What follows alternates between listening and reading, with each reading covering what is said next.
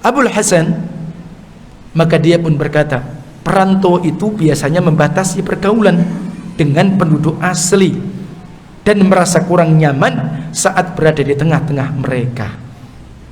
Jadi artinya apa? Enggak nyaman banget begitu. Ketika dia berpapasan dengan orang yang terlebih dia tidak kenal, tentu dia akan lebih tidak merasa aman dan selalu waspada. Bukan mengajarkan selalu suudzon dan curiga, tidak. Dan kemudian Nabi mengatakan, au abiri sabil, atau abiru fi, atau kun fid dunya ka'annaka gharibun au abiru sabil, atau seperti orang yang pengembara yang tengah melintas. Pengembara yang sedang dalam perjalanan tentu tidak akan menetap terlalu lama. Makanya negeri dunia sebagaimana negeri mahattatun muaqqatah, tempat kita singgah waktu yang sementara. Maka tentu dia hanya lintasan, maka dia akan segera untuk melanjutkannya. Adapun Imam An-Nawawi rahimahullah taala, beliau mengatakan, kamu jangan cenderung kepada dunia, jangan pula kamu jadikan sebagai tempat menetapmu. Jadi dunia itu jangan ditempatkan di hati. Wa fil akhirati 'adzabun syadidun wa maghfiratun minallahi wa ridwan. Wa mal hayatud dunya illa mata'ul ghurur. Ma'asyiral muslimin wal muslimat, jamaah salat maghrib, barakallahu fikum jami'an. Syukur kita kepada Allah Azza wa Jal dengan kita senantiasa memuji dan menyanjungnya, mengawali kajian kita pada kesempatan malam hari ini, malam Jumat. Dan kita berada di majelis ilmu, majelis tafaqquh fiddin, dan bagaimana keutamaan, kemuliaan dan faedah seseorang tatkala dia tafaqquh fiddin, talabul ilm, maka menjadi sebab-sebab kebaikan yang Allah akan berikan kepada dirinya, tentunya kebaikan dunia dan akhirat. Tentunya kebaikan dunia dan akhirat. Dan kebaikan dalam pandangan Allah Tabaraka wa Ta'ala tentu kebaikan yang hakiki. Kama qala Nabi sallallahu alaihi wasallam fi haditsin an Muawiyah ibn Sufyan radhiyallahu anhu, rawahu Imam Bukhari wa Imam Muslim, dengan kata lain muttafaqun alaih. Sebagaimana Rasulullah SAW bersabda dari hadis sahabat Muawiyah bin Abi Sufyan, dan diriwayatkan Imam Bukhari, Imam Muslim, atau dengan kata lain muttafaqun alaih, disepakati tentang kesahihan hadis ini. Rasulullah SAW bersabda, man yuridillahu bihi khaira yufaqihu fiddin. Man yuridillahu bihi khaira yufaqihu fiddin. Man, barang siapa, yang bersifat umum. Yuridillah khaira,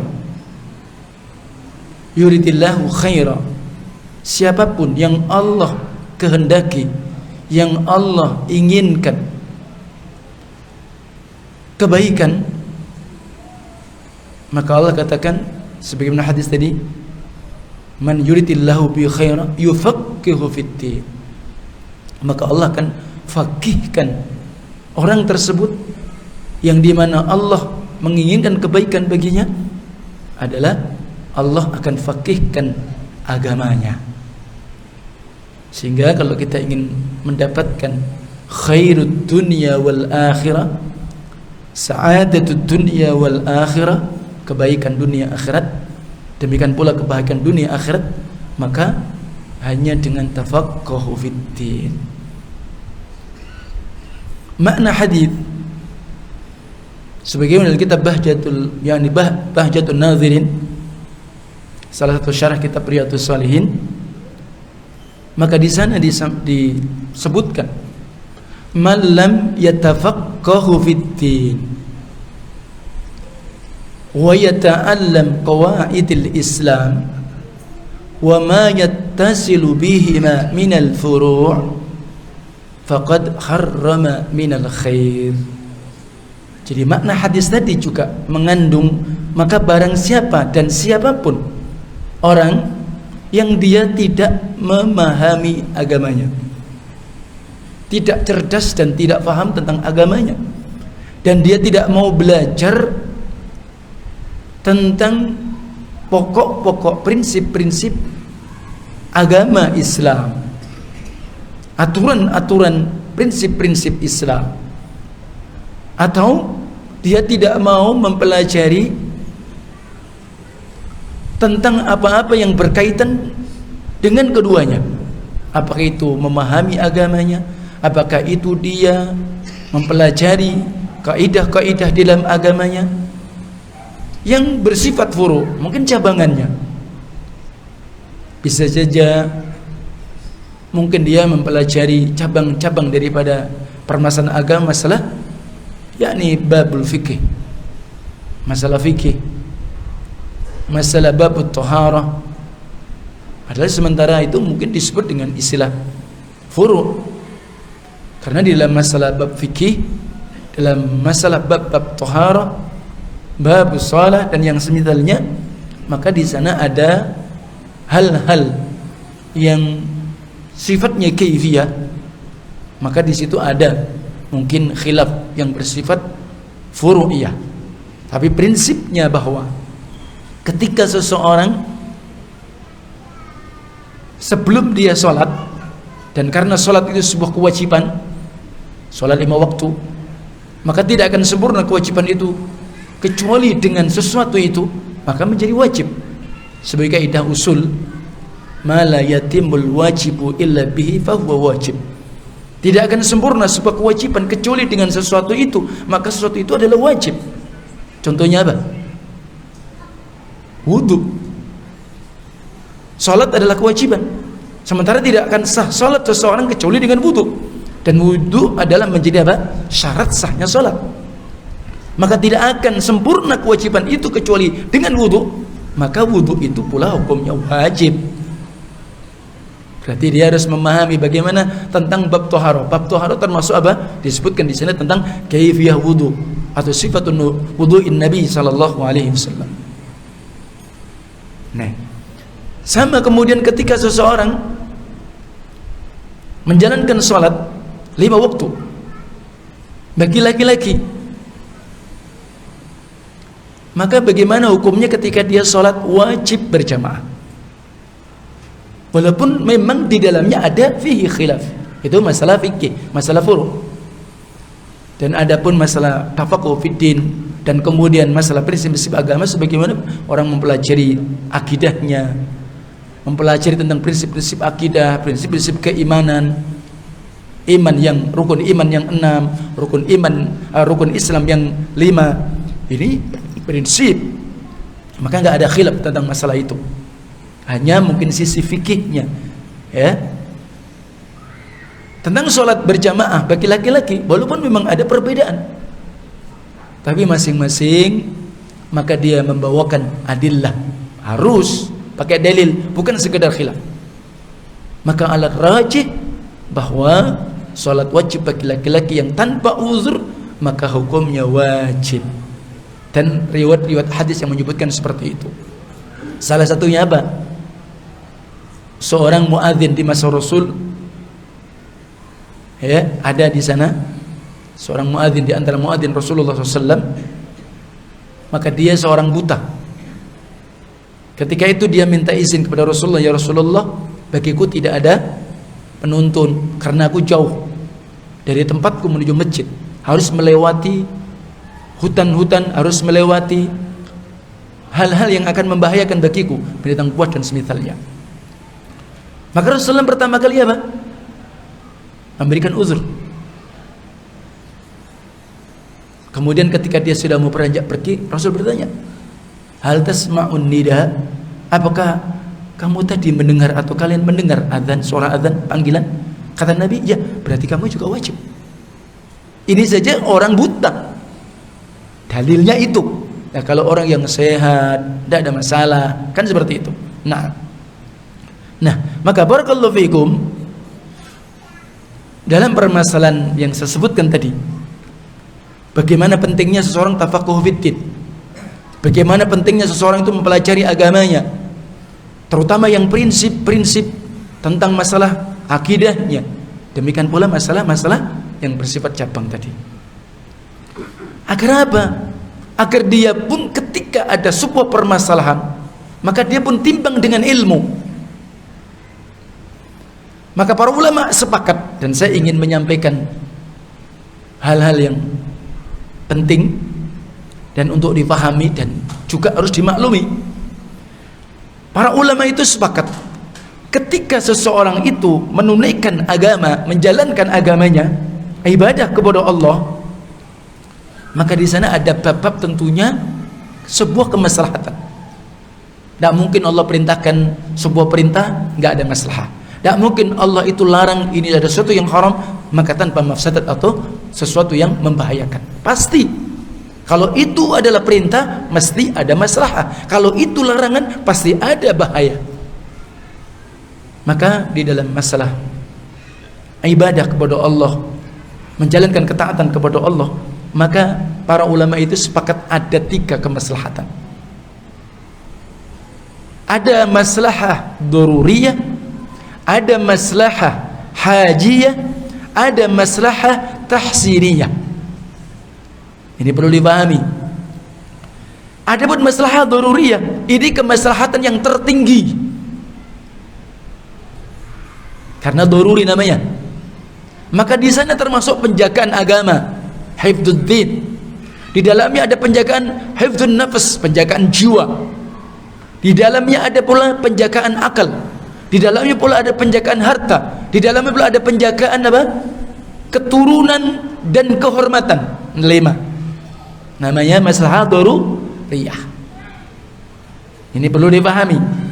Adapun masalah ini tertinggi, ada masalah yang di bawahnya. Namanya maslahah hajiyah. Ini di bawahnya. Yang lebih rendah lagi namanya maslahah tahsiniyah. Masalah hajiyah, masalah tahsiniyah ini bentuk mukammilah, penyempurnaan. Contohnya apa? Nah, saya memberikan contoh di sini. Jadi aja masalah hajiyah butuh berarti apa? Misal ketika seseorang menjalankan ibadah sholat berjamaah di masjid, maka itu bentuknya kebutuhan untuk penyempurnaan ibadah dia untuk dirinya di kepada Allah. Demikian pula masalah tahsiniyah, supaya sempurna, lebih bagus, kan begitu. Itu sholat berjamaah. Nah, maka tidak dibenarkan ketika seseorang menjalankan sebuah maslahah hajiyah, maslahah tahsiniyah, maslahah mukammilah untuk menyempurnakan ibadah untuk dirinya, kemudian dia harus melanggar dan membahayakan maslahah dururiyah. Terutama apa? Penjagaan jiwa. Maka kita beberapa waktu awal pandemi, awal corona, bukankah kita tidak boleh sholat di masjid? Bukankah kita kemudian sementara tidak sholat berjamaah, tidak sholat id? Padahal antum tahu itu syiar-syiar agama. Bahkan sholat Jumat pun tidak. Ini apa ini? Kenapa ini? Saya ini ingin sholat, saya ingin berjamaah, saya ingin sholat Jumat, tapi kenapa? Karena masalahnya ada fihi syai'. Karena ada darurah yang memang harus dijaga. Sebab apa? Sebab pandemi, sebab corona. Karena kita maklumi, terlepas antum akan bicara mungkin tidak tahu, karena mungkin banyaknya antum dapat WA, atau antum mungkin buka Instagram, atau mungkin antum buka YouTube. Wah, ini konspirasi, tidak tahu, aku tidak urus. Ini bukan urusan saya masalahnya. Saya berbicara masalah fikih, bicara tentang masalah din. Karena itu bukan bidang saya, Pak. Ya, ini perlu dipahami. Taib, itu kan masalahnya tidak tahu mana yang gitu-gitu. Taib, saya bicara itu. Nah, kemudian ketika walhamdulillah new normal kan, boleh pelan-pelan, tapi tetap adanya broadcast. Ini udah masya Allah sebenarnya. Dah Masya Allah luar biasa, ya kan? Itu pun pakai masker, pakai sejadah, pakai hand sanitizer, ya enggak? Bahkan wudhu kalau bisa di rumah dan sebagainya. Itu Masya Allah. Dalam makna apa ini? Kalau mungkin di pikiran antum, aduh takut kok sama corona. Bukan itu masalahnya. Hal-hal yang kita pun nggak tahu, para pakar kesehatan pun juga nggak tahu tentang virus ini. Itulah, itu artinya apa? Di dalam agama ada namanya di sana maslahah daruriyah, penjagaan jiwa. Ini adalah hal yang prinsip. Mana dalilnya, Ustaz? Ada dalilnya. Al-Quran menyebutkan, wala taqtulu anfusakum wala tulqu bi aydikum ila tahlukah. Kalian jangan membunuh diri-diri kalian, kalian jangan membinasakan diri kalian, atau kalian menjatuhkan diri kalian kepada kebinasaan. Dan bahkan kemudian hadis sahih, la darara wala dirar. Ini masuk kaidah usul juga, walaupun ini hadis. Artinya apa? Kalian jangan membahayakan dirimu sendiri atau memberi bahaya kepada orang lain. Ini masalahnya di sini. Nah, hadirin jamaah yang mulia, ketika walhamdulillah kita bisa sholat berjamaah, kemudian sementara kita tahu Rasul mengatakan saumu sufufakum fa inna taswiyatus sufuf min tamamis shalah. Ya udah, maka rapatkan, luruskan shaf kalian, karena itu menjadikan kesempurnaan jamaah kalian. Nah, saya tadi bilang bahwa itu persyaratan ketika berjamaah, salah satunya itu. Maka itu sebagai bentuk apa? Tadi maslahah mukammilah, maslahah tahsiniyah, untuk bentuk antum menyempurnakan. Jika tidak ada sesuatu yang dikhawatirkan, termasuk antum pakai apa? Masker. Pakai masker ini hukum asalnya makruh. Rasulullah nggak boleh antum sholat menutup muka, menutup wajah, itu asalnya. Tapi ini makruh. Bagaimana kok sekarang boleh? Ini ada-ada aja. Nah, misalkan begitu, bagi antum yang mungkin sederhana mikirnya, barakallahu fiikum, para ulama dikaji, maka kaidah usul menyebutkan ya al-makruhu yajuzu 'indal hajah. Tadinya hukumnya makruh, antum tadinya nggak boleh merenggangkan shaf, karena di sini ada sesuatu yang dibatasi, yang memang harus ada masalah daruriyah. Maka di sana tadi indal hajah, sehingga sesuatu yang dibenci itu dibolehkan karena posisinya adanya hajat, bahkan apa? Kemaslahatan daruriyah. Walaupun masing-masing kita beda, ada yang sudah. Nah, hadirin jemaah yang mulia, dan bahkan dalam hal ini kita tetap posisinya, kalau ana disuruh menyampaikan bentuk-bentuk salah satu hal-hal yang di situ termasuk bentuk ketaatan kepada Allah dan Rasulnya, kita taat kepada sebuah aturan yang memang walaupun itu dibikin oleh pemimpin kita, al-amr. Dan barakallahu fikum, jangan antum berpikir pemimpin itu yang mana, Ustaz. Jadi kalau orang mungkin yang Masya Allah yang ideal, kita ini kan caranya aja enggak syar'i, Ustaz. Nah, begitu ya. Tapi barakallahu fikum, saya ingin bacakan sebagaimana ketika Imam Ahmad Ibnu Hanbal rahimahullahu ta'ala, ketika itu beliau pernah ditanya, karena ini yang sebelumnya terjadi ya, bahwa cerai-berai terjadinya apa? Menghinakan pemimpin. Itu terjadi sebagaimana disebutkan di sana. Ini adalah hadis dari Hudzaifah ibnul Yaman. Anda pernah dengarkan hadis seorang sahabat namanya Hudzaifah ibnul Yaman radhiyallahu anhu. Hudzaifah ibnul Yaman ini sahabat yang dari Yaman, dikenal dengan sahabat sahibu sirrin Nabi, sahabat rahasia Rasul. Kok bisa ada sahabat rahasia? Ini sahabat yang dibisikkan oleh Rasul, yang tahu daftar-daftar orang-orang yang tercatat munafik. Bayangkan antum, tidak semua sahabat dikasih tahu. Maka dia dikenal adalah sahabat sahibu sirrin Nabi. Sampai Umar Ibn Khattab, antum tahu, khalifah yang kedua, dia pun datang kepada Hudzaifah, aku masuk apa enggak? Bayangkan antum, padahal Umar sahabat mulia, itu pun tidak dibisiki sama Rasul. Berarti ada kekhususan. Sahabat Hudzaifah bin Yaman, maka sejarah tentang berjabat tangan, musafahah, maka itu adalah orang Yaman. Ketika Nabi mengatakan telah datang kepadamu ahlul Yaman, dialah orang yang pertama kali berjabat tangan. Tapi ini takrir, jadi jabat tangan bagian daripada sunnah. Tapi kalau dalam posisi yang dikhawatirkan, ya nggak jabat tangan dulu. Pernah terjadi kan? Baik.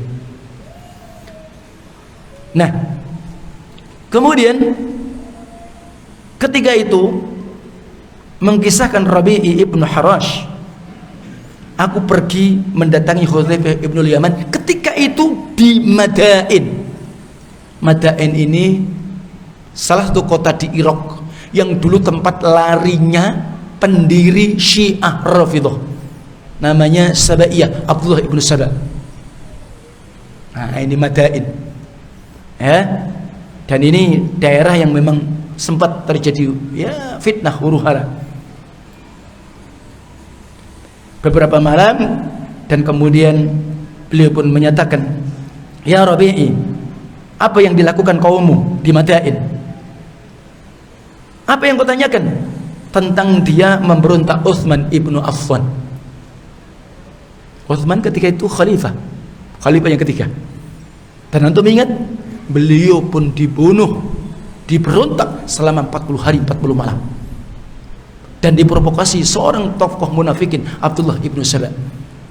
Tapi beliau pun tidak pernah memberikan izin kepada sahabat-sahabat senior untuk menghadapi mereka, sementara mampu, bisa sebenarnya.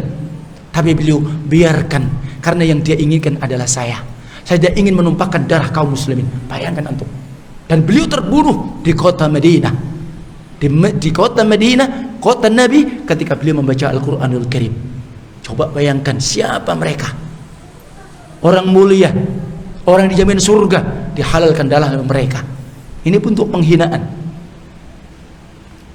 Kemudian, man kharaja minhum ila hadzal rajul, siapa di antara mereka yang keluar dari Utsman, karena disebut wasumiyat rijalan fi man kharaja ilaih, karena dinamakan orang karena dia adalah orang yang ingin memberontak. Sementara aku mendengar Rasulullah SAW bersabda, man faraqal jamaah wastadadal imarah laki Allah azza wa jalla wala wajhun lahu inta. Dan ini disebutkan riwayat Ahmad, Imam Hakim, disahihkan oleh Imam Az-Zahabi, ya. Dan dalam lafaz Imam Zahabi, la hujjah lahu. Barang siapa yang dia keluar dari kesepakatan jamaah, jadi memberontak, karena jamaah itu dengan imam yang satu, kemudian menghinakan pemimpin, ketika dia berhadapan dengan Allah tidak punya wajah di sisi Allah, atau di kata lain tidak ada punya hujah di hadapan Allah. Makanya barakallahu fikum, saya menasihatkan hati-hati, tidak usahlah ikut bicara-bicara, ini kan pemerintah ini, tidak usah khawatir. Dan ini saya sampaikan tentang hadis Rasulullah Sallallahu Alaihi Wasallam, karena ini masalah-masalah yang lagi asik masalahnya kalau antum ikut bicara. Baik, barakallahu fikum. Dan kita tahu tentang kondisi yang hari ini untuk Bali masih level 3. Ada pun di Jawa sudah ada 2 yang lainnya. Jangan ngomong lagi, itu kan bisa dibikin Ustaz, itu urusan mereka, aku tidak tahu. Ya kan? Kalau mungkin ada aja kan orang punya hujah, ini kan bisa dibuat Ustaz. Ya, urusan mereka. Baik, ketika kita pun sholat saja, itu juga diperintah bersama mereka pemimpin. Sampai hadis Imam Bukhari.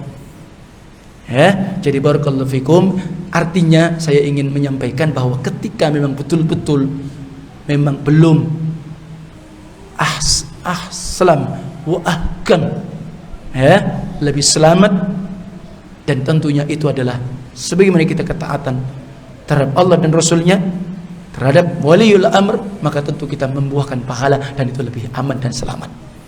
Kalau memang belum boleh diatur, itu nasihat saya. Jadi sekali lagi jangan salah paham ketika kita merapatkan, memang itu bentuk maslahah mukammilah, tapi ketika ada yang membenturkan, ada benturan larangan, maka berarti yang daruriyah itu yang harus didahulukan.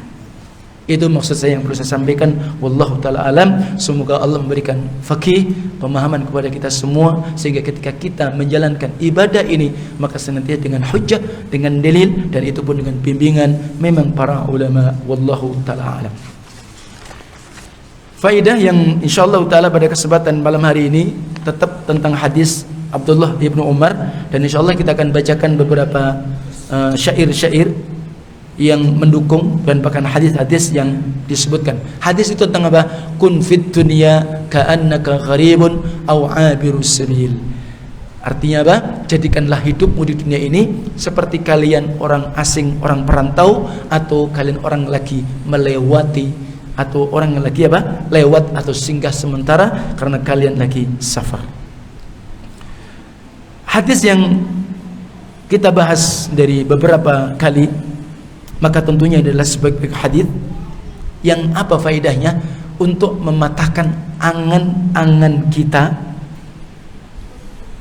ya, pengkhayalan kita tentang dunia, ya, mengingatkan kita akan kematian, dan juga mengasuh kita agar lebih giat untuk beramal soleh.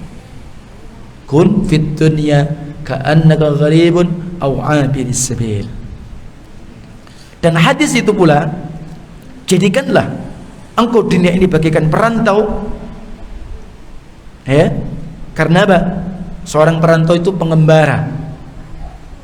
Tentunya dia tidak berdiam diri terlalu lama di negeri yang bukan tempat tinggal atau negeri dia. Hatinya juga tidak merasa tenang, juga tidak tentram di tempat yang bukan negeri dia. Demikian pula tentu dia juga tidak ikut-ikutan berlomba-lomba dengan penduduk aslinya. Jiwanya tentu selalu rindu terhadap kampung yang sebenarnya halaman dia, tujuan dia. Dia tetap berencana dan berusaha keras, maka suatu saat dia merantau akan kembali kepada negeri asli dia. Selama negeri asing, ya, artinya selama dia posisi ada di negeri perantau, negeri asing, maka dia tidak akan pernah mengambil pusing dengan penghuninya bagaimana keadaannya. Juga dia tidak begitu senang dengan kebiasaan yang mungkin bertolak belakang dengan syariat atau adat negeri yang semestinya. Tujuan kita apa? Negeri akhirat. Ya, baik mungkin saja cara berpakaian, baik pula mungkin dalam muamalah kemasyarakatan, kalau itu memang bertolak belakang dengan syariat, bertolak belakang dengan arti negeri yang dia tuju atau negeri dia, maka dia pun tidak menyenangi. Maka hadis kun fid dunya ka'annaka gharibun memberikan sebuah motivasi terghiban agar kita membatasi sebuah pergaulan pula. Ya, demikian pula hasungan agar berlaku menjauhi kemewahan dunia. Abul Hasan maka dia pun berkata, perantau itu biasanya membatasi pergaulan dengan penduduk asli dan merasa kurang nyaman saat berada di tengah-tengah mereka. Jadi artinya apa? Enggak nyaman banget begitu. Ketika dia berpapasan dengan orang yang terlebih dia tidak kenal, tentu dia akan lebih tidak merasa aman dan selalu waspada. Bukan mengajarkan selalu suudzon dan curiga, tidak. Dan kemudian Nabi mengatakan au abiri sabil atau abiru fi atau kun fid dunya ka'annaka gharibun au abiru sabil, atau seperti orang yang pengembara yang tengah melintas. Pengembara yang sedang dalam perjalanan tentu tidak akan menetap terlalu lama. Makanya negeri dunia sebagaimana negeri mahattatun muaqqatah, tempat kita singgah waktu yang sementara. Ya, maka tentu dia hanya lintasan, maka dia akan segera untuk melanjutkannya. Adapun Imam An-Nawawi rahimahullah taala, beliau mengatakan, kamu jangan cenderung kepada dunia, jangan pula kamu jadikan sebagai tempat menetapmu. Jadi dunia itu jangan ditempatkan di hati.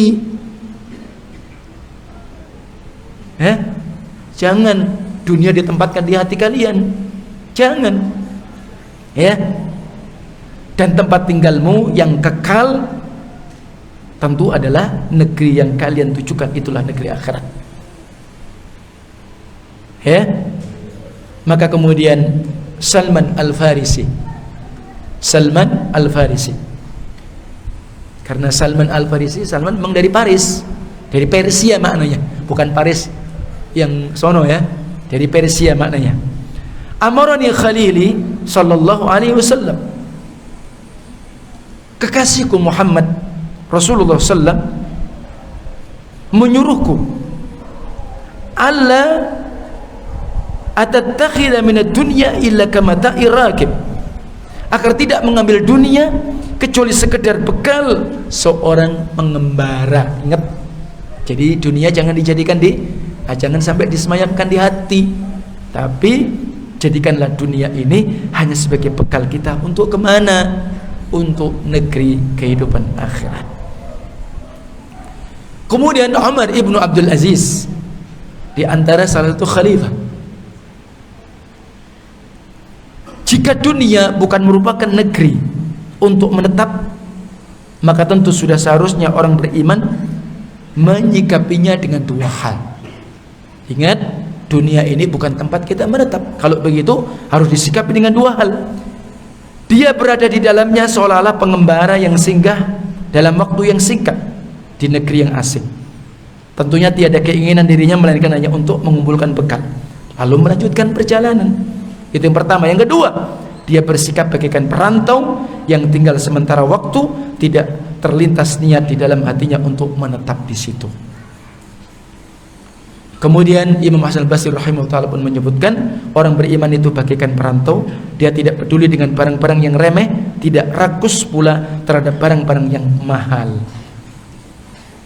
Tentu dia mempunyai urusan yang harus dia selesaikan, sebagaimana orang lain juga memiliki urusan. Maka Rasulullah SAW bersabda, juga hadis Ibnu Umar sebagai pendukung hadis yang sebelumnya, i'dad nafsak fil mauta, i'dad nafsak fil mauta. Artinya apa? Anggaplah dirimu berada di tengah-tengah orang yang telah mati. Nah ini, jadi kita harus memiliki persepsi kita ini di dunia ini seperti apa? Di tengah-tengah orang yang telah mati. Wa idza asbahta nafsak fala tuhaddithuha bil masa. Jika kalian memasuki waktu subuh, maksudnya waktu pagi, karena pagi disebut dengan subuh pula, kamu jangan membisikkan hatimu, oh masih ada kesempatan kok, nanti kan sampai sore. Jadi gitu. Jadi ketika kalian ada di waktu pagi, waktu subuh, jangan sampai kalian membisikkan di dalam hatimu, oh masih ada kesempatan, nanti sampai sore. Demikian pula, wa idza amsayta fala tuhaddithuha fis sabah. Apabila kalian di waktu sore, jangan sampai kau membisikkan di dalam hatimu, masih ada waktu, kan besok pagi kita masih bisa aktivitas lagi. Wa khudh min sihhatika li saqamik. Maka manfaatkan, persiapkan waktu ketika antum dalam keadaan sehat untuk persiapan ketika antum sakit. Wa min syababika li haramika, dan gunakan waktu ketika kalian masih syabab, ketika kalian masih masa muda, ketika kalian masih kuat, maka persiapkan bekal untuk ketika nanti di hari tuamu. Wa min faraghika lisaghalika, dan pula manfaatkan waktu luangmu, waktu senggangmu untuk persiapan ketika kalian nanti berada di kesibukan. Maka jangan sampai ada mengatakan aku ini sibuk. Mana ada orang di dunia tidak sibuk, ya. Tapi ketika kita banyak kesempatan, masih ada peluang, maka jangan dihabiskan. Kemudian wa min ghinaka li faqrika, dan juga manfaatkan ketika kalian itu diberi kecukupan oleh Allah, diberi kemampuan oleh Allah, harta kalian diberi kaya oleh Allah, maka juga untuk persiapan ketika nanti kalian di hari-hari kekurangan. Artinya apa? Jangan boros, ya, juga jangan terlalu brol, kan seperti itu. Kemudian yang terakhir, wa min hayatika liwafatika, dan juga persiapan waktu ketika kalian masih hidup, na'am, untuk persiapan ketika kalian wafat. Intinya inilah persiapan kita untuk giat beramal. Kemudian Imam Ibnu Ibnu Daqiqil Aid, beliau pun menyatakan Ibnu Umar bertujuan mendorong kaum muslimin agar selamanya mempersiapkan diri menghadapi kematian. Wujud di antara persiapan menghadapi kematian adalah dengan amal soleh. Ingat, kata Rasul, manusia diikuti dengan 3 hal. Orang apabila sudah mati diikuti 3. Yang pertama ahluh, kedua wa maluh, ketiga wa amaluh. Keluarga, harta, amal. Fayarji'u ithnani wa yabqa wahid. Keluarga, harta tidak ikut, yang ikut menetap kepada dia hanya amal. Pertanyaannya, kira-kira sudahkah kita mempersiapkan amal-amal soleh yang maksimal? Maka ini perlu kita tanyakan pada diri kita. Maka ini barakallahu fikum, insyaallah taala apa yang bisa Anda sampaikan, dan tentang bait-bait syair mudah-mudahan nanti ada kesempatan, terutama adalah bagaimana hidup ini butuhnya zuhud di dalam kita di dunia ini.